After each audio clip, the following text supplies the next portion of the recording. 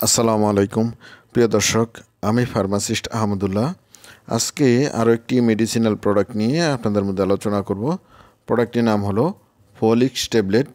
এটি একমি ফার্মাসিউটিক্যাল একটি product.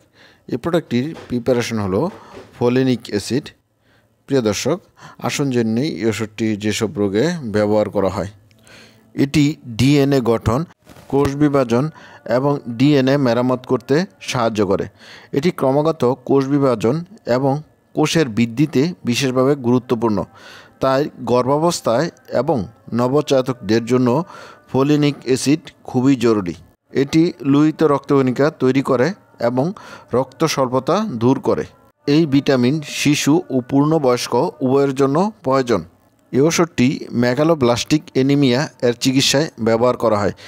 Megaloblastic anaemia হলো একটি রক্তের ব্যাধি যেখানে স্বাভাবিকের চেয়ে বড় লোহিত রক্তকণিকার স্বল্পতা থাকে। অ্যানিমিয়া এমন একটি অবস্থা যেখানে শরীরে পর্যাপ্ত স্বাস্থ্যকর লোহিত রক্তকণিকা থাকে না।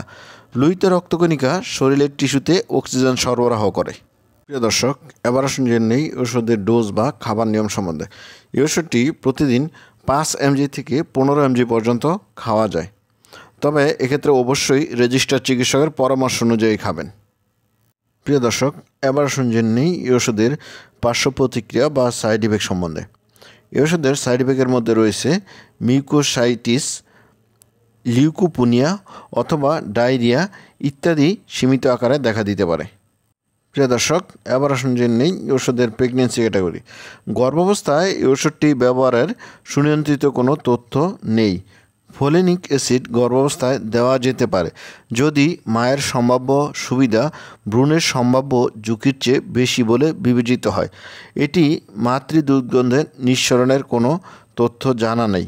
যেহেতু অন্যান্য ওষুধ মাতৃদুগ্ধে নিশ্চিত হয়, তাই স্তন্যদানকালে ফোলিনেট সতর্কতার সাথে ব্যবহার করতে হবে।